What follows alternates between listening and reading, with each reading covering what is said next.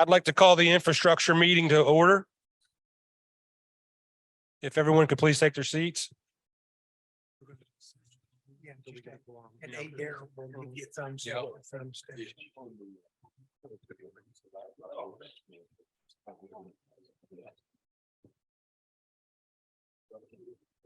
we want to skip over the approval of the next. Yeah, just skip it over. Thanks to everyone for being here today. We're going to take a silent roll, and then we're going to go ahead and move on to our very first presentation.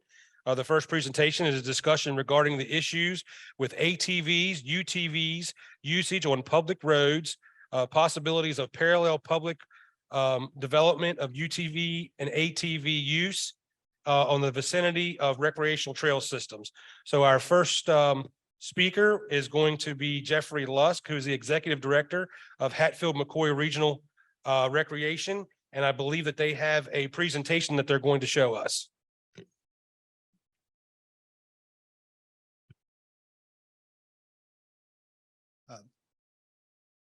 Thank you, Mr. Chairman. My name is Jeffrey Lusk. I'm the Executive Director of the Hatfield-McCoy Regional Recreation Authority. We're a public corporation in Southern West Virginia. We were created by the West Virginia Legislature under Section 2014 of the Natural Resources Code. We were set up to build, maintain, provide law enforcement on recreational ATV trails in Southern West Virginia. Our project counties are Boone, Kanawha, Lincoln, Logan, McDowell, Mingo, Mercer, Wayne, and Wyoming counties. In 2018, we expanded that role to go into Central West Virginia, which included the counties of Clay, Braxton, Fayette, Nicholas, and Webster counties. Our purpose is simple. The Hatfield-McCoy Trail System is an economic development project. It uses ATV tourism as a way to attract guests to Southern West Virginia. And our purpose is to create a safe environment for ATV riding while providing entrepreneurial opportunities. And that's the key to our focus, is providing entrepreneurial opportunities where folks can come in and open businesses at or around or along the trails. Our primary goal is to diversify the economy of Southern West Virginia. We certainly were not without places to ride our ATVs in Southern West Virginia. This project was structured as a way to provide the folks of Southern West Virginia a way to have entrepreneurial investments, to create businesses, and also provide a safe place for folks to ride their ATVs. So far, we've opened up over 1,000 miles. Our overall goal is to open up 1,500 miles of trails. We are the largest managed ATV trail system in the country. Economic development around the trails, the counties that we run through, has had visitors from all 50 states, 13 foreign countries. In 2021, we sold 94,464 permits to riders. 80% of those riders were non-West Virginia residents. And communities are reinventing themselves as trail towns around ATV riding. This has happened all over the country with mountain biking and hiking, and now folks are doing it with ATV. Opportunities for entrepreneurship. I just used this one slide. This is Twin Hollow Campground. This is located on an abandoned surface mine in Southern West Virginia. It's a family-owned business. The family actually surface mined the coal. They've since opened up their campground cabins, the Trail 12 barbecue. They have ATV rentals. This is what we're seeing throughout Southern West Virginia. Right now, we have over 139 locations that sell our Hatfield-McCoy trail permits. We've had over 50 new lodging providers open up in the southern part of the state.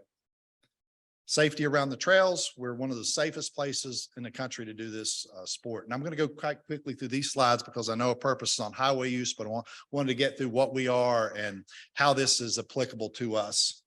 The Division of Natural Resources does our law enforcement for us. They're here today. Those folks do a great job. We contract with them. We have natural resource police officers policing our trails. I think it is one of the reasons we are the safest place in the country to do this sport.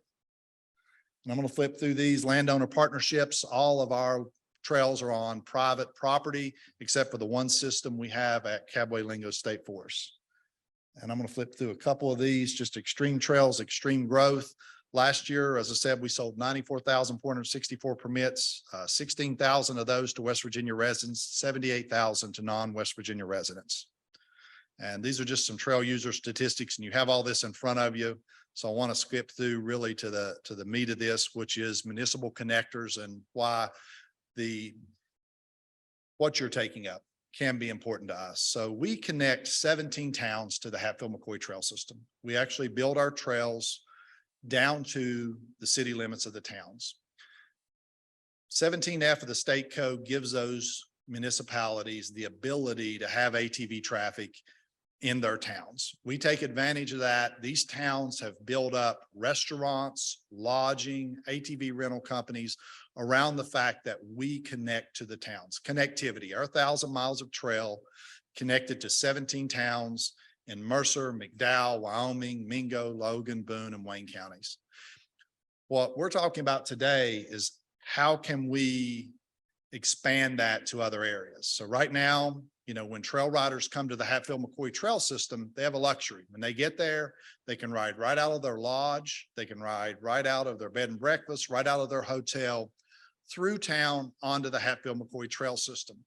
This is only true where we're at. So this is only today, this is only true where we're at. You can go to these towns, you can get on the trail, legally get on the trail.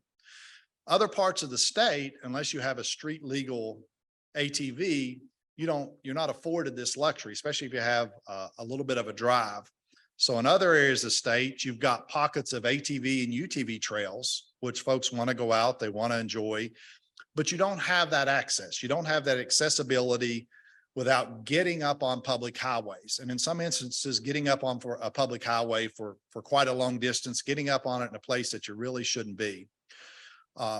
Anything we can do to increase connectivity, anything we can do to allow riders to get from managed trails to these municipalities, that's economic development. It's twofold. It has a safety aspect of it takes the riders and gets them off the highways. It gets them onto this designated path.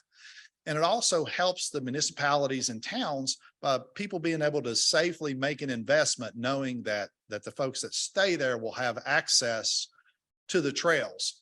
It's actually very applicable to us. So we have the 17 communities that are connected to our trail system. We have dozens and dozens of communities in Southern West Virginia that are close to our trail system, but not connected. And providing those community accesses would be huge, because right now, the only way we can do that is to go out and build an entire new trail system to connect that community. So if you would to say, I see Senator Swope there. So if you would take a Bluefield or a Princeton, they're not connected to the Hatfield-McCoy Trail System, but they're very close, especially Bluefield, less than 5 miles away. So if there was some way to build an adjacent road, folks that were staying in Bluefield could access the Hatfield-McCoy trails. That exists throughout Southern West Virginia along our trail system. And for us, it creates opportunities, but for other parts of the state where you have trails and you don't have us there, it really holds a lot of potential for those communities. The legislature, I will just commend this body. You have done an amazing job over the last decade in passing laws that are allowing for the registration and the titling of ATVs on highways. That's been huge in our communities. I don't know about the rest of the state, but in Southern West Virginia, those ATVs have become a second mode of transportation. Families that only had one car have oftentimes taken the onerous to get their units licensed so that they can be on the road, and it's given them a second mode of transportation. Those laws have greatly increased the safety of these units being on the highways, having lights, having signal lights, having an on-road tire, on and off-road tire versus just an off-road tire has really helped the safety. It's absolutely a great start. And what's been done is absolutely a great start in helping folks that have ATVs and UTVs have access. I think, additional modifications to machines are something that are kind of expensive. So if you have a person and they really don't want to modify their machine, we're back to this now. If you don't have a street legal machine, you're limited in your ability to get from a trail to a city or town. In places where it's feasible and plausible and economically makes sense, adding an adjacent lane to the public road could really help with economic development in our area, especially in Southern West Virginia, where you've got these towns that are just 3 miles or 5 miles or 6 miles away from a connector to our trail system, but there's no way for us to build a trail to them because of land ownership. it would be a way for those folks to connect and be tied into that economic stream. So, as I said, creation of parallel roads along designated highways, it makes a lot of sense for connectivity. I view it not as this grand benefit to residents in that area. I view it as a grand benefit to entrepreneurs in those areas who could capitalize on that access and open up businesses. And I view it as a benefit to the cities and towns to give them a lifeline or a connection to possible economic development streams in the form of tourism. So we've enjoyed, tremendous growth over the years. We've enjoyed a tremendous amount of entrepreneurial investments. There's opportunities for that throughout West Virginia. Right now, there is truly a lack of connectivity. The trails tend to be in very rural areas, very isolated areas. And right now, there's not a lot of ways for riders to get from those areas without reloading their machines to get to a city or a town where they can spend their money, where they can stay, where they can have a meal, where they can rent a machine, where they can just do anything, where they can walk a main street and shop. So in closing, it's my opinion that increased safe to manage highway connectivity of off-road trails to communities will create a new tourist economy for these connected communities and promote entrepreneurship and economic development in West Virginia. You only have to come down to our trail system and visit any one of these 17 towns, and you're going to see new restaurants, you're going to see new businesses, you're going to see tons of investment. And it's that connectivity that's created those investments. What you're also going to see is 3 miles, 5 miles, or 10 miles out of town, other communities that are literally withering on the vine because they don't have that connectivity. So, Mr. Chairman, thank you. And that's the end of my presentation. And I've come in with about a minute to spare under my 15 they gave me. So Thank you, Mr. Lusk, for your presentation. We certainly do appreciate it. I'd now like to open it up for questions for Mr. Lusk, if any of our members have any questions. Senator Swope. Thank you, Mr. Chairman. Jeff, I see your information here on the average spend per visitor. Do yes. you have any total figures as to how much it adds to our GDP? Yeah, I do. And I do, Senator. So we just finished our latest economic development study, came in at $63 million in economic impact in Southern West Virginia. I think nearly 500 jobs supported by the trail system. We've grown, our economic development has grown every year since our inception, and we've grown our permit sales. But yeah, right now we're at 63 million. The next time we do one of those, it's probably going to come in closer to 80 to 100 million, just based on how much we've grown over that period of time. Thank you. That's very impressive. Just for your information, in case you don't already know, City of Bluefield and the City of Princeton are actively pursuing rights of way right now to expand to join the trail system. Absolutely, Senator. And that's, they're getting through properties and rights of way. And that's where something, possibly like this, where we could build an adjacent lane might alleviate that burden on those local municipalities to have to go out and acquire all that property and make that happen themselves. But absolutely, we do know they're working on it, and it would be just amazing to connect to the City of Bluefield. They have everything there our riders want, but they have to drive there in their car instead of their ATV. Thank you, Jeff. Thank you, Mr. Chairman. The gentleman from Wood County, Delegate Chris.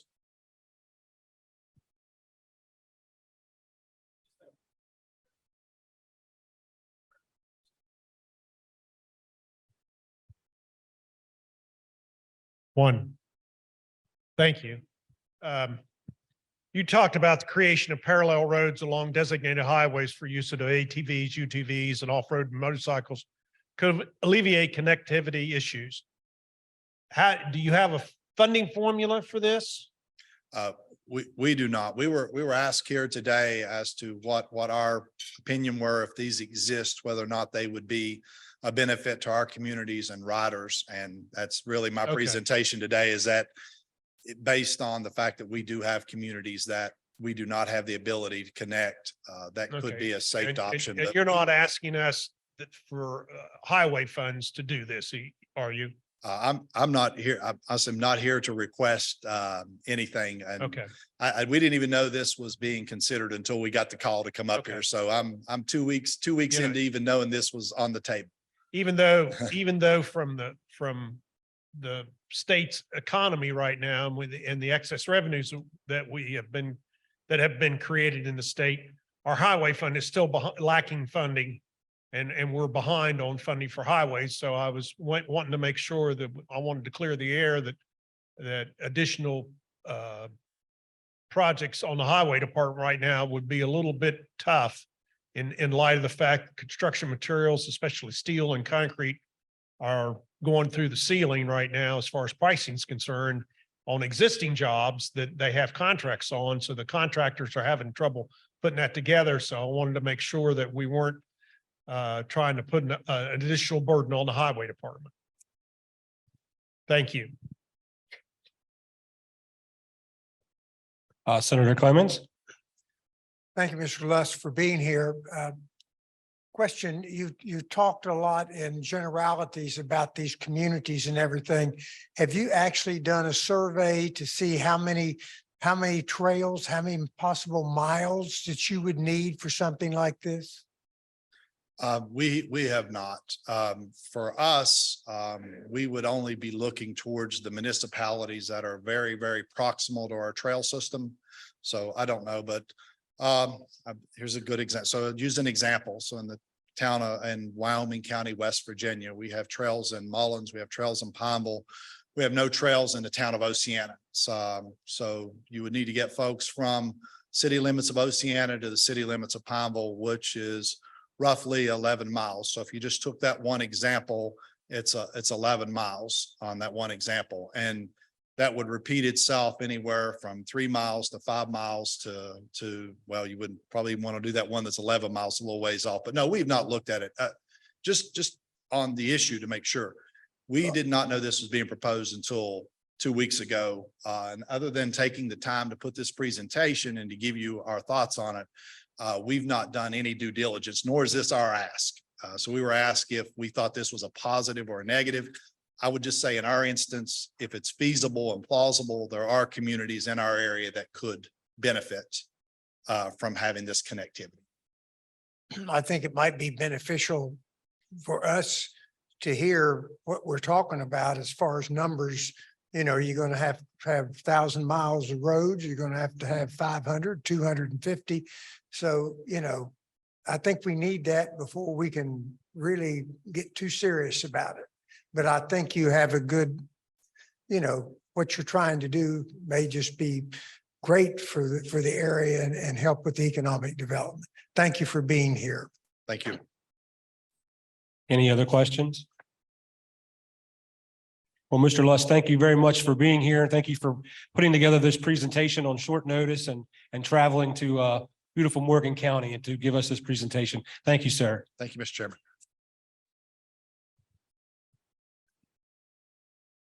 Our next presentation will be Steve Lensmeyer. He's the Vice President of Maryland Off-Highway Vehicle Alliance, and he's also has a presentation for us.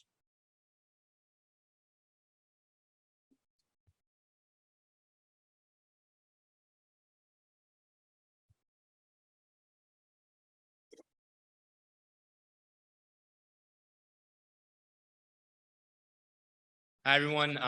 I'm actually James Rotino. I am the president of the Maryland Off-Highway Vehicle Alliance. I did not know if I'd be able to be here today. I had my 3 little rugrats in the back corner, so they were compliant. So I want to thank them for letting me show up. So a little bit of information about us. We're a nonprofit advocacy group trying to promote the economic benefits and the recreational benefits of off-highway vehicle trails. We got formed in 2013. Maryland decided it would be a great idea to just shut down all their trails minus a select few. But we realized that there was a lot of money to be had in this opportunity for more trails and decided that we wanted to get involved and kind of change the statute. With that being said, is our successes. We've gotten several trail systems open. We have St. John's Rock Trail. We have Wolf Den Run State Park. We helped get some laws changed to have landowners' liability removed. And we also got a law change to provide funding for these trails by transferring the titling taxes of OHV vehicles over to DNR to create trails. Hatfield McCoy, Jeffrey Lusk, those people have been a big influence on the model we use to attack this, and it has been very successful to date. So with that, we've developed quite a few partnerships. We have an official partnership with the Department of Natural Resources. We help advise them on policies, trail lists, et cetera. If assist in field implementation, hey, you guys should develop trails in this location, that kind of fun stuff. On state, we have a good relationship with some of our Western Maryland senators, representatives, et cetera, who have helped us pass these laws and have been great advocates for us in the state of Maryland. Locally, this has helped this town of Kitzmiller with some serious revitalization. They're replacing lost jobs. As many of you know, the coal industry is regularly under attack, and this has helped provide a stopgap for that, as well as the local paper mill closing over in Westernport. So right on the line for Maryland, West Virginia. So this is a regional issue. So the economic impacts. Now, Maryland has a lot less trails than West Virginia. We're not able to compete in that landmark, but we do have some useful data points for that. So the average camper spends about $1,200. The average day trip user will spend about $600. This information is courtesy of the economic impacts that Hatfield McCoy has done. So that ends up being close to $3.2 million of economic impact that is being found regionally, not just in Western Maryland alone, and is being felt in the towns itself. So in the town, a new OHV repair shop has popped up. They have a large backlog where they're basically saying, hey, we can't keep up with the demand. And that's because this park exists and these people are able to come into town. The local convenience store has opened up, which was not there before. And the local restaurant is regularly packed. You can hardly get a hold of these folks now. Not just these businesses are there, but other businesses are looking to get started. There was a gas station in town that closed. This park with the OHV users, about 4,500 in the last year, have caused people to take an interest. They want to look at reopening the gas station, potential additional convenience stores, OHV rentals, and vacation rentals, Airbnbs, those types of things. So I've talked a little bit about OHV, but regionally, there's another great trail system that kind of shows what the interconnecting of recreational opportunities in the town allows to happen. And this is really a hiking and biking trail. So their figures are actually a lot less than what we as the OHV community spend. So a hiking trail that goes from Cumberland, Maryland, all the way to Pittsburgh stops in several different towns. And you can see here that 44% of businesses surveys found that their primary business clientele was hikers and bikers from this trail. Okay. You can also see that there's a little statistics, hopefully I can use this right, that most of these businesses, pretty much the overwhelming majority, found that the trail system helped benefit their specific business. Now there's some more information in here, and if you guys really wanted to dig into the details, I can get the GAP people involved. I don't have the best contacts with them, but this is the perfect opportunity to see that allowing recreational users to get access into town and making it easy and convenient, what that economic benefit to the towns can be. So as I kind of said, is we are looking to spend our money. You can see in the bottom right corner here, this is nearly $100,000 worth of toys right here. They're not afraid to spend their money, and they're looking for towns that they can go to legally and that they are embraced in to go and spend it. Spending less time on shared roads with full-size vehicles is a little bit safer for us. We aren't as crash safety tested. Public awareness, letting people know that these connectivities exist, particularly in areas where there's not a established public trail system, but there may be a private one in place. And also having the amenities in place. So if there's gas stations that can cater to these clientele, those types of businesses, it helps further attract, and it's kind of a doubling effect. So with that, I am done. A little bit early for everyone else. Well, thank you, sir, very much for your presentation. I'd now like to open it up for questions. If anyone has any questions? I have one. Senator Clements? I noticed you mentioned in there the trail from Cumberland to Pittsburgh. Yes, sir. Is that along the C&O Canal? No, it's not.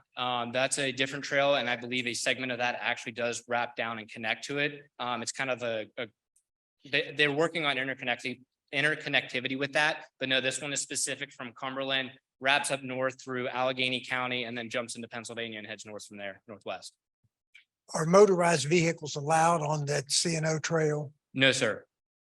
And just as a reference point, their day trip users only spend about $100 a day, whereas OHV users spend about $600 a day. So with $121 million economic impact from mostly day trip users, that number could be exponentially larger if they allowed multi-use vehicles. Okay, thank you for being here. Thank you very much. You're welcome. I have one quick question here. Do you know if we have any cross-state alliances between West Virginia, Maryland, or West Virginia, Pennsylvania? Is there alliances between the two states or where you can have, if your vehicle is licensed in that state, it's recognized in the other state? Or is there any trails that go across state lines that if you buy, if you purchase a trail ticket in one state, that it's viable in the other states? So presently, no. We are working on that on a county level with Garrett and Allegheny counties to recognize the special vehicle alliances that you guys presently have. Working with Pennsylvania on that as well. We are also working with our Department of Natural Resources on interconnectivity as far as if a state issued trail system permit were to be given that from Pennsylvania, they could go into Maryland and not have to repurchase that. Those are conversations currently on the table just due to the potential economic impact and the lack of red tape rather, that would encourage multi-use and all that stuff. So there are conversations, but nothing is officially set in stone. The town of Kitzmiller, if you guys are not familiar with it, right along the Potomac, maybe 5-10 miles away is a town of Elkneck. And that would be an excellent opportunity for, say, a business amenity to pop up in West Virginia that Maryland users would be able to go into and utilize if these right-of-ways were implemented. Well, thank you very much for your presentation today, and thanks for coming and bringing the three fine young men with you who have been sitting over there very patiently waiting on Dad. So thank you very much. Thank you.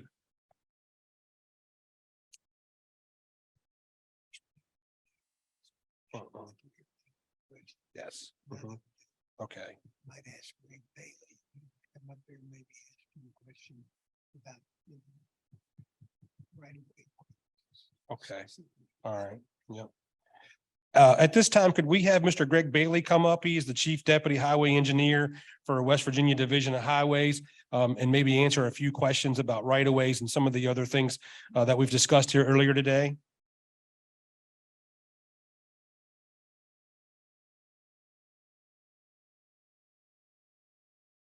Mr. Bailey, thank you very much for coming here today, and we appreciate your time, and I think we have a few questions for you. Sure. Senator Clemens? Thank you, Mr. Bailey, for trip up here. I'm sure it was pleasurable though being here. When we talk about possible parallel roads for ATVs and off-road vehicles, how many places in southern West Virginia do you think you would be able to put a parallel road along with the highways that we've got because of hillsides and creeks? Well, that's a good question, Senator, and I'm not sure I could really hazard a guess as to the actual number. But the answer to that, I think, would be very, very site specific and situational.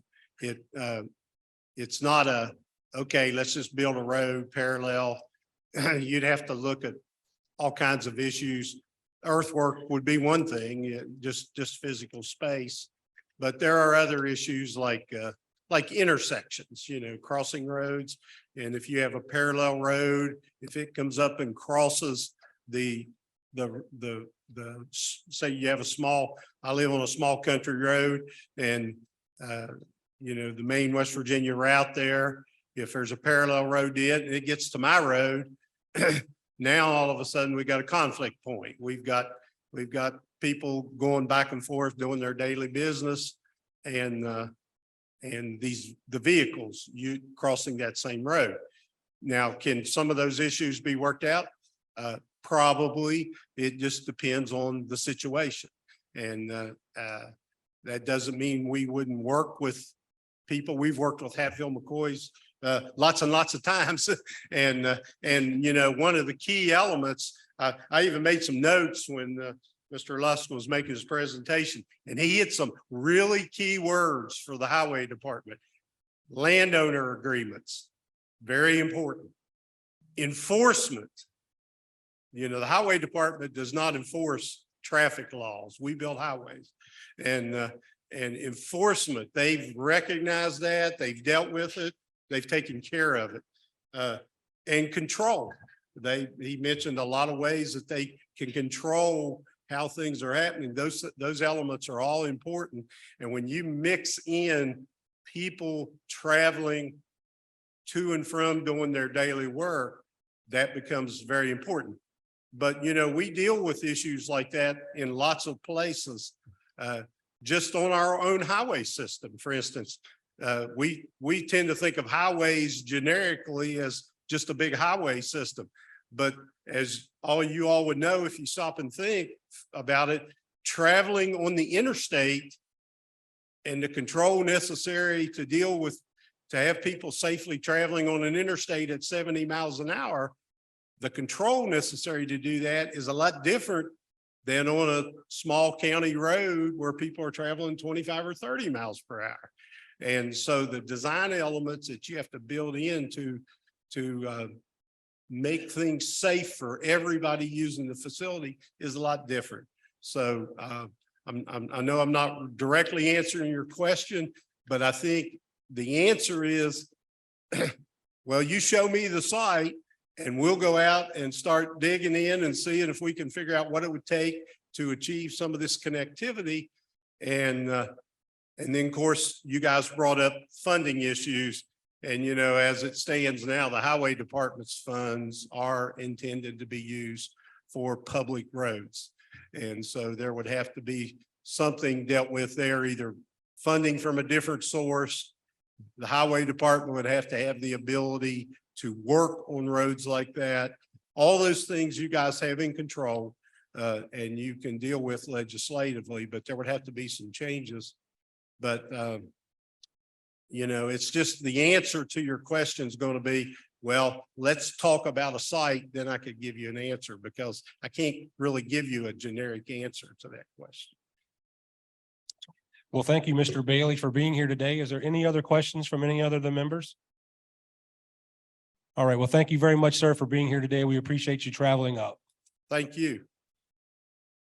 We also have Brett McMillan who is the Director of West Virginia Division of Natural Resources here that can answer any questions. If there's any questions that would like to be asked for the Division of Natural Resources.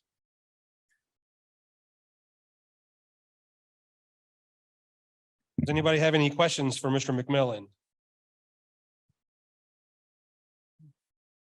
Gentleman from Wood.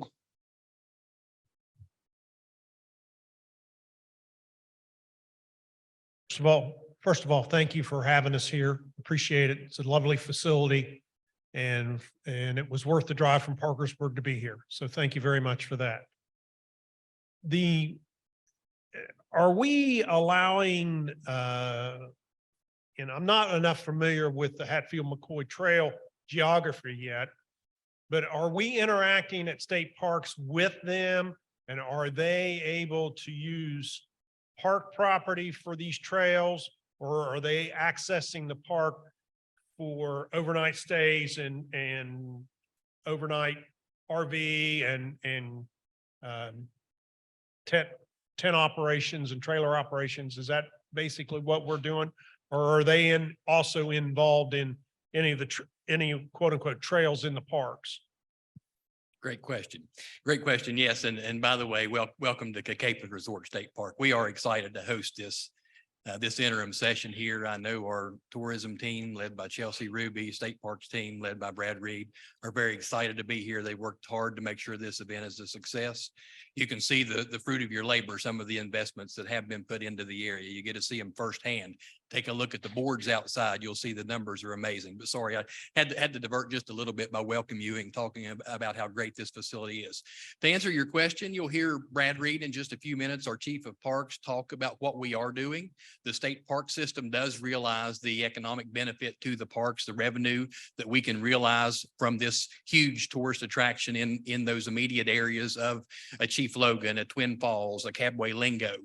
those areas do certainly want to be a part and play a role in that. We have a couple of connector trail opportunities at Chief Logan and Twin Falls. And of course, the Cabway Lingo project that we all believe is a success at this particular level. So we do want to be able to play a role in this and capture some of those tourist dollars, especially when we have areas that are close enough that could benefit from the financial gain from the restaurants, the gift shops, the lodging, et cetera. So to answer your question, yes, we certainly want to be a part of that where we can be, yes. Do you see at any point where in my area with the Rails to Trails operation on the Parkersburg-Clarksburg connection, do you see any time in the near future that ATV operations would happen on that, or just crossings if the trails would come to that area? I think if of course, if it would be in the right of way project, we would certainly support the Division of Highways. We work very well and hand in hand with them. I think just as mentioned earlier, the concern would be any enforcement or safety issues. I think the actual environment would play a big role in it. A lot of our park, forest and WMA roads do have very limited access as far as any berm. You know, a lot of it's a mountainside and then a complete drop off. So there would have to be shared opportunities if something like this would proceed. I think as far as that goes, that the trail crossings, we really like the opportunity that we're pursuing with the Hatfield-McCoy system now with these connector trails. We think that's a great option where we can get through those landowner issues. I don't want to steal too much of Brad's thunder, and I know Jeff has talked a little bit about it, but sometimes that can be the challenging part. Did I answer your question well enough? I'm Yes, sorry, I rambled just a little bit. We are That in kind of gives me support. an idea of what you're looking at. I appreciate it. Yes, yes. Thank you, Mr. Chairman. Any other questions? Well, thank you, sir, very much for having us here this weekend. We're very excited to be able to showcase this beautiful place and spend some time here and spend some time in the area. So once again, thank you for coming to our committee meeting and thank you for having us here. Thank you. At this time, I'd like to invite Mr. Brad Reed. He is the Chief of Parks and Recreations of West Virginia Division of Natural Resources.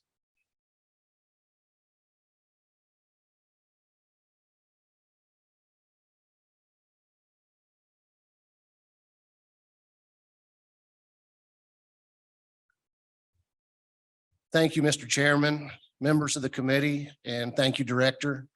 I'd also like to just take the opportunity, if I might, to welcome all of you all to Cacapon Resort State Park. We call it the Emerald of the Eastern Panhandle up here. I personally worked here as a park superintendent for about 10 years during my career, and I'm very proud to be here. And it is a truly great honor to us that the legislature agreed to come visit with us during this interim session. And we're just very, very proud to have you here. So again, to indulge that just for a moment. I was asked to speak about just a couple of issues very briefly, and one of which Director McMillan has already touched on, but that is our relationship with Hatfield-McCoy and what we have done in state parks as far as ATV, UTV riding on the parks. We've got a great relationship with Jeff and Hatfield-McCoy, and we're actually building a better relationship with him all the time. So state parks has not been blind to the success of the Hatfield-McCoy trail system. One only needs to go out on the interstate and watch the trucks and the vehicles travel down every weekend. And so the question for us is, how do we capitalize on that? How do West Virginia state parks take advantage of that, stay within our main mission, which is preservation and protection, but also to improve our business interests? You know, we, in some ways, West Virginia State Parks is like a small business operating within the confines of government. We wear many hats. We have our preservation hat, but we have our business hat. So how do we embrace Hatfield-McCoy in a way that keeps our parks pristine? And of course, obviously, the first thing that comes to mind is which of the Hatfield-McCoy areas are close to our properties, and particularly which properties that have overnight accommodations, lodging and cabins that we can put heads and beds and make some money for the state park system and the taxpayers. So we began with Cabway Lingo State Forest a few years ago. Jeff and company were trying to move into Wayne County at the time.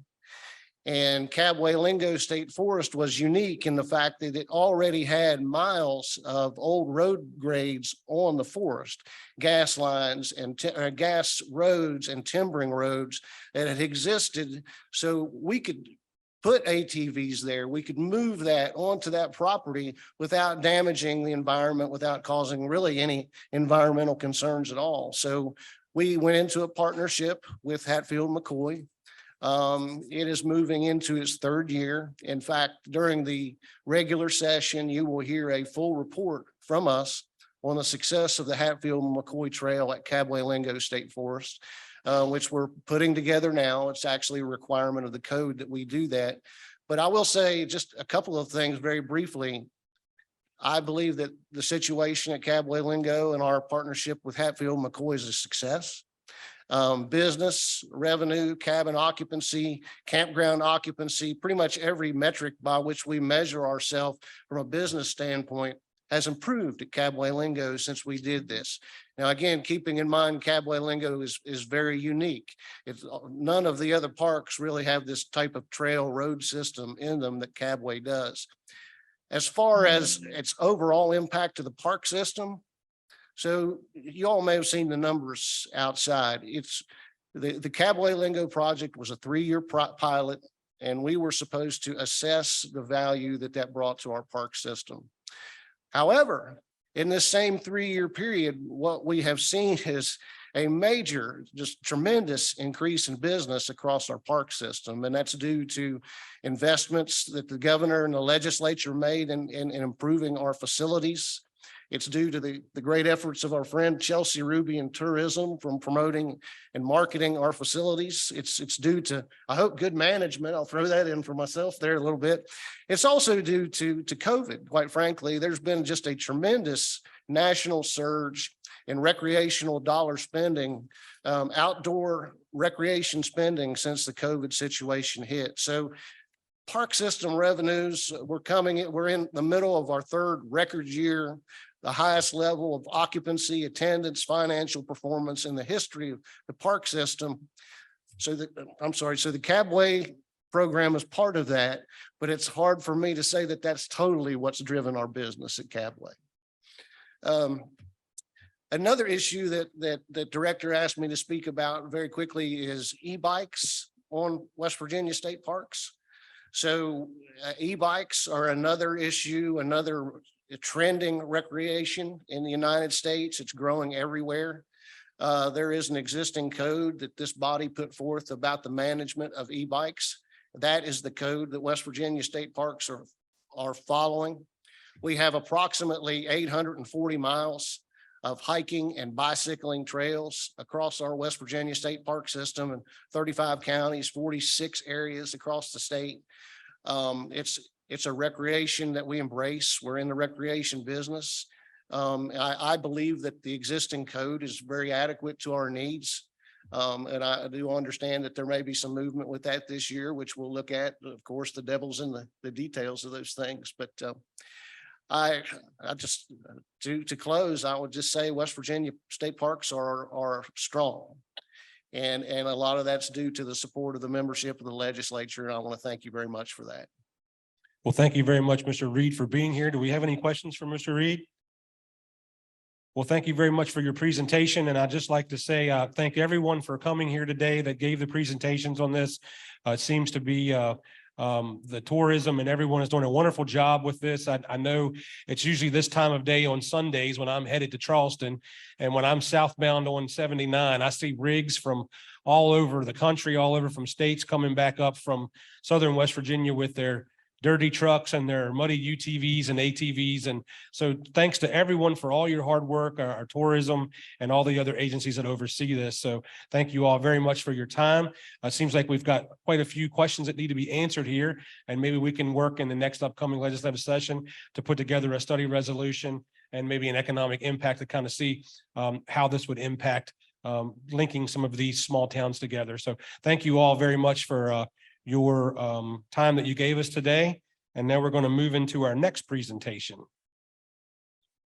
Our next presentation is going to, it's a presentation discussing regarding e-bikes usage of e-bikes in public parks and whether the revision of the e-bike code is in order. So I'd like to introduce and invite Joseph Overball, who is the COO of Fission Cycles LLC, who has a presentation for us this afternoon.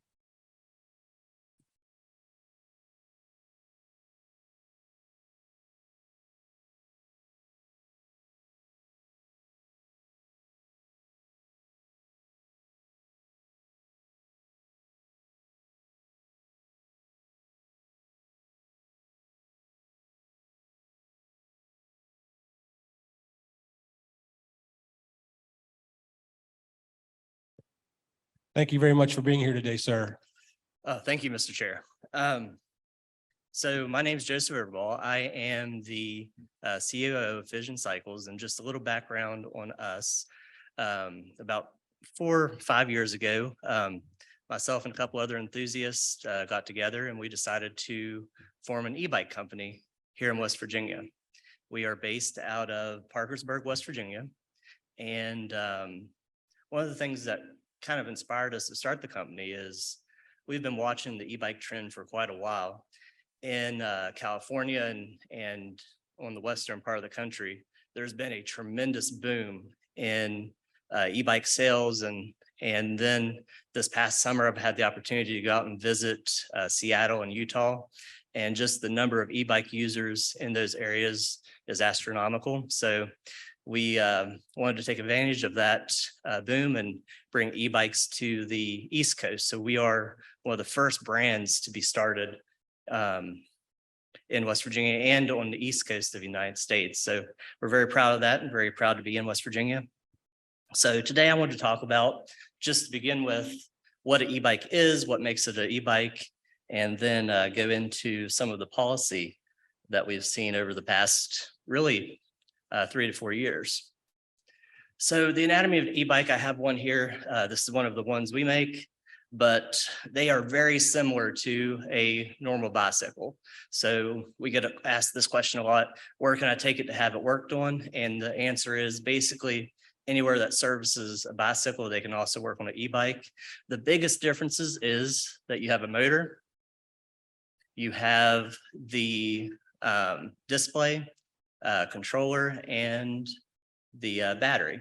So the makeup of your e-bike is basically very simple. And with your display, you're able to control all the function of the bike.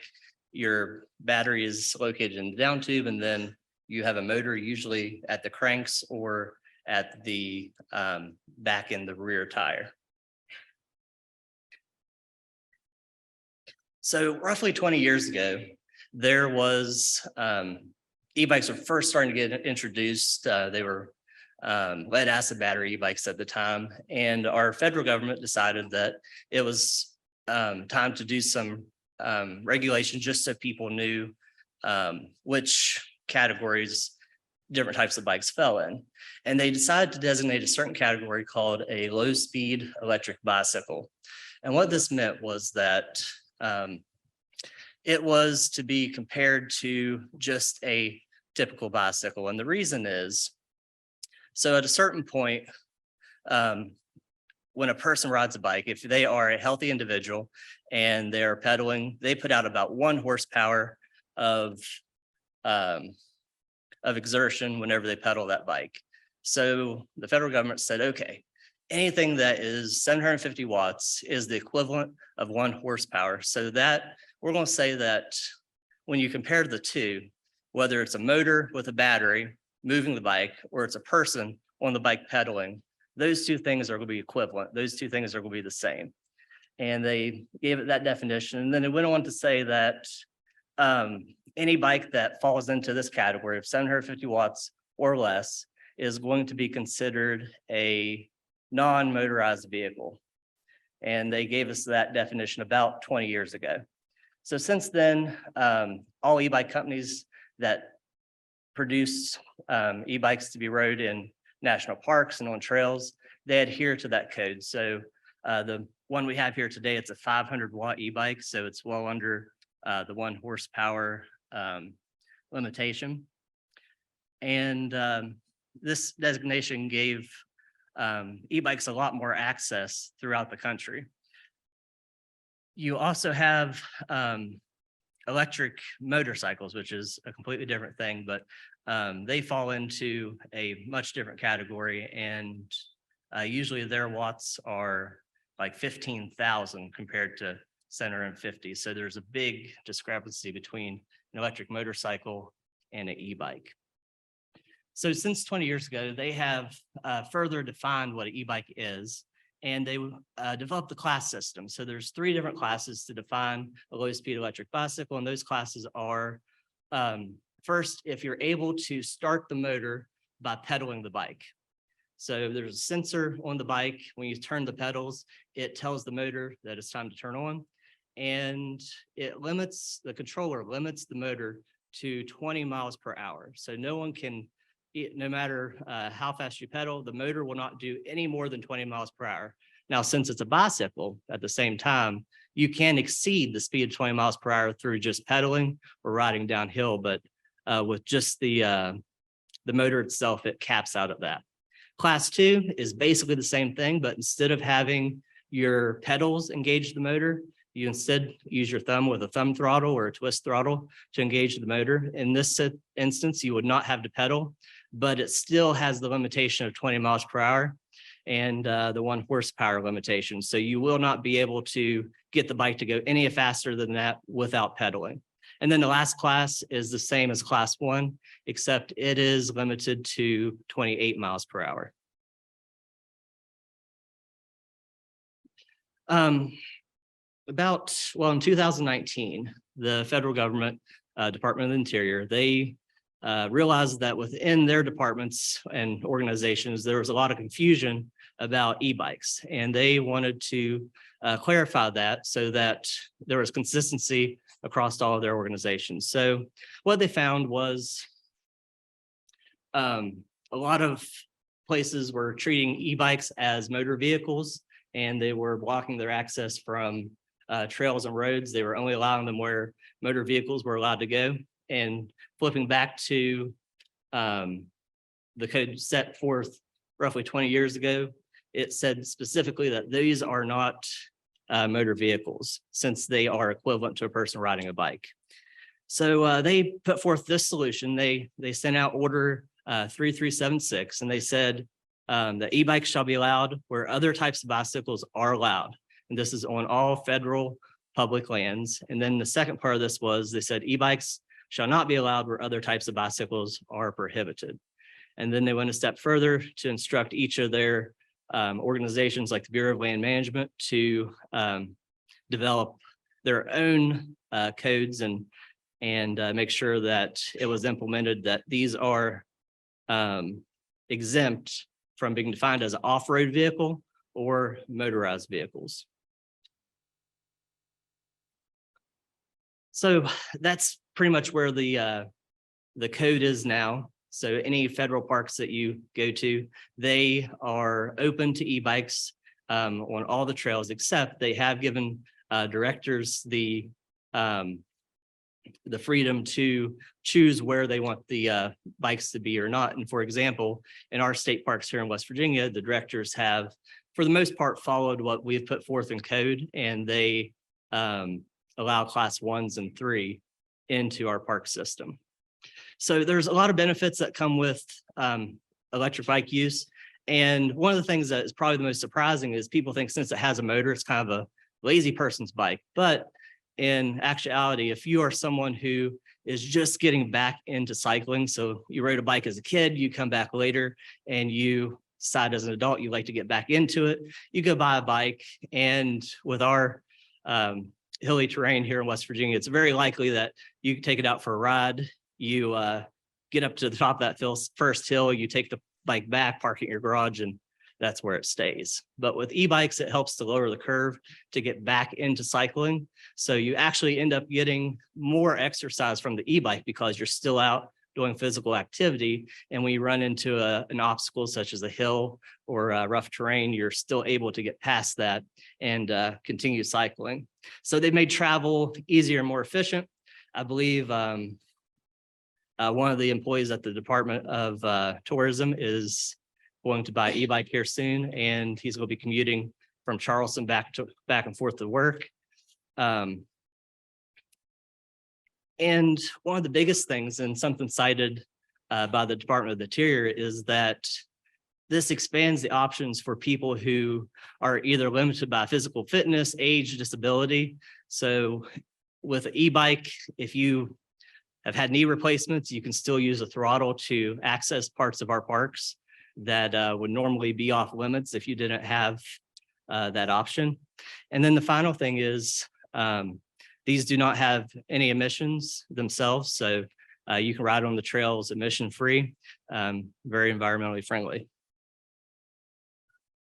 So economic benefits, I believe Brad said that there was over 800 miles of trails or biking trails in West Virginia. Rails of trails, there's over 60 rails of trails in West Virginia where e-bikes could potentially be used.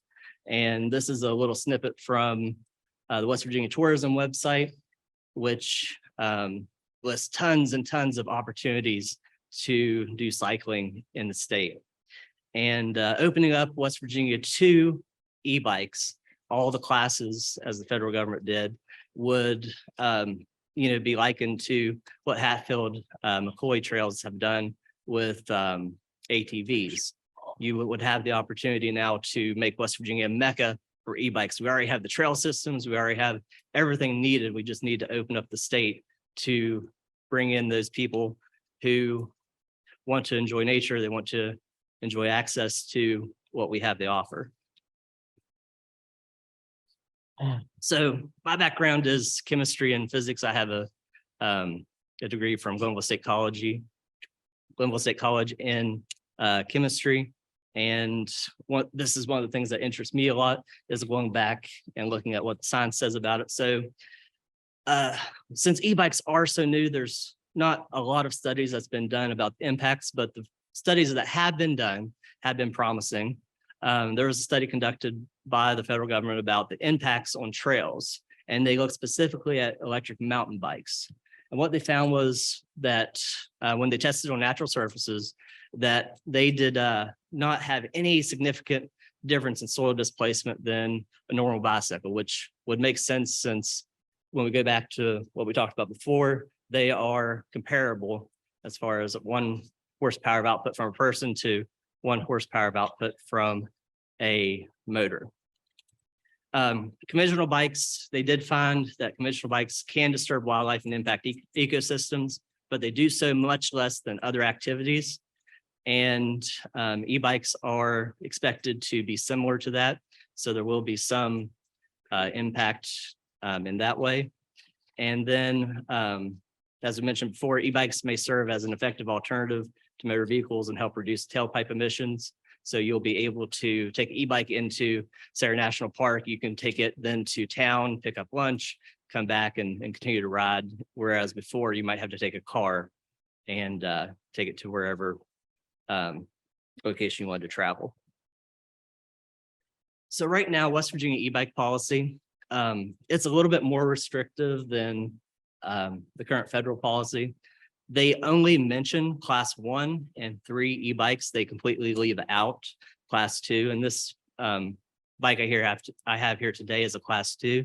It has a throttle and a motor, and it has pedal assist. So it has all 3 of those things. So with the absence of class 2 e-bikes from the code, it leaves a lot of just questions about where they can be rode or if they can be rode at all. And many parks have taken it that since it is not in our code, that they are just not allowed. So they have not included them in their park regulation. So the other things that are in there is our current code requires class 3 e-bikes to have a speedometer. And class 3, again, they go up to 28 miles per hour. And the only thing I'd like to do here is remind that even though they do go up to 28 miles per hour, a traditional bicycle also goes up to 28 miles per hour and faster. So it just seems odd to put this limitation on the class 3 e-bike that they have to have a speedometer output, whereas traditional bikes and even this bike here are capable of reaching those speeds just by pedaling or riding downhill. The next one was class. We restrict class 3 even further. We do not allow them anywhere on any bicycle trail. They are strictly prohibited to trails that are open to motor vehicles. So that would be another thing that we'd advocate be changed to allow class 3, because again, you can reach speeds of 28 miles per hour even without a motor. And the last one was, and we're not sure why this one was put into the code, but it just states that a 15-year-old can only be a passenger on a class 3 e-bike. And it seems to, not focus on the what an e-bike truly is. So having a passenger on a bicycle, which is meant to be a single person mode of transportation, to us seemed to make it a little bit more dangerous than, just allowing the 15-year-old who can again reach fast speeds, just ride the bike on their own. And that was the parts of the policy. We were so thrilled a couple years ago to see this policy first introduced, and it has opened up the state to a lot of potential. We just think there's a little bit more work that needs to be done to get it to where it can truly make West Virginia a mecca for e-bikes. And lastly, we just clear up the confusion where class 2 has been left out, make sure people understand where they can ride those bikes.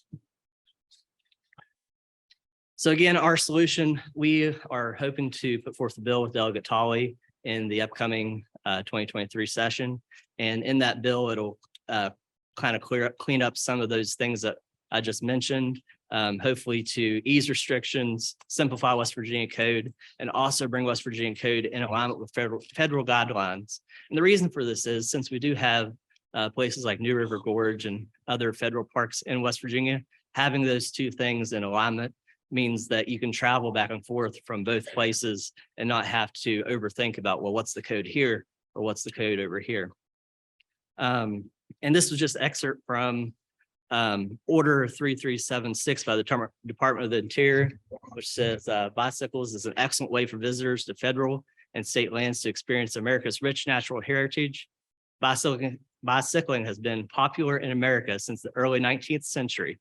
Since then, innovation in design and production of bicycles has dramatically increased mechanical efficiency, opening bicycles to a greater number of people in larger numbers of environment and geographical conditions. And that's the same now with the development of e-bikes. It is opening up more and more opportunities for cyclists to get out onto our parks and our lands and see what we have to offer. Thank you very much, Mr. Overbaugh. I'm going to have to cut you off right there due to time constraints. We appreciate your presentation here. I'd like to now open it up for some questions, and I'd ask for you maybe to speak up a little bit or get a little closer to the mic. We're having a little trouble hearing you back here. So at this time, is there anyone that has any questions?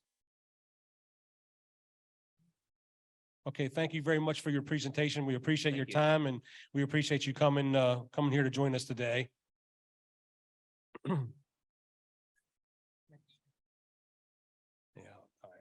I'd also at this time like to ask Brad Reed or Brett McMillan if they have anything that they'd like to say in regards to the gentleman's presentation.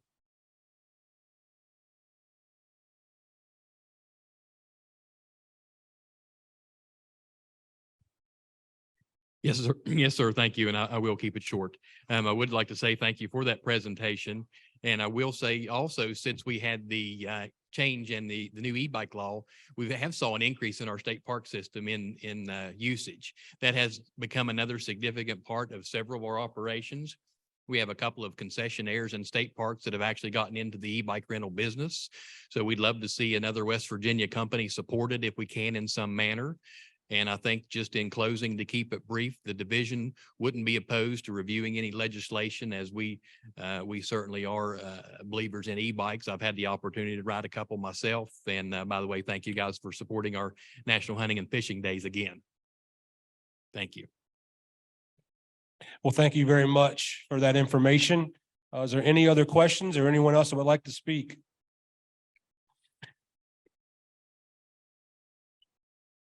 Sure. We have a delegate here that would like to ask a question.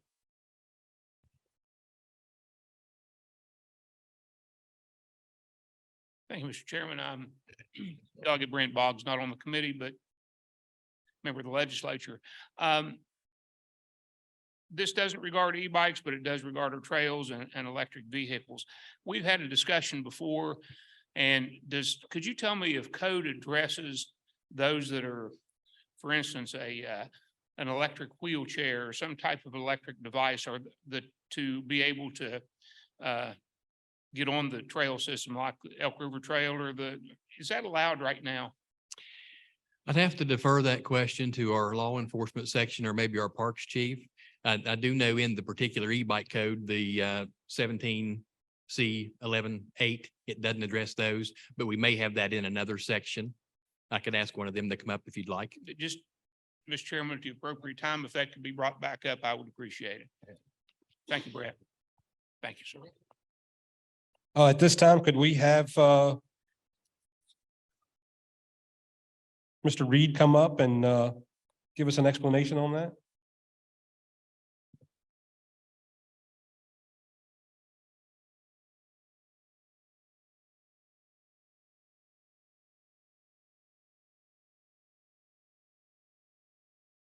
So let me say, without citing a code, because I don't know of any code or any rule that specifically addresses the situation that Delegate Boggs brought up, but we're in the hospitality business. We're also in the accommodation business. We look at these things. If we get requests like this, we look at them on a case by case basis. And I can tell you that we always fall on the side of reasonableness and accommodation to our guests. Yes. Thank you very much, sir. Any other questions for anyone? Any miscellaneous business? At this time, I ask my co-chair for a motion. Move we adjourn. All those in favor say aye. Motion passes, we adjourn.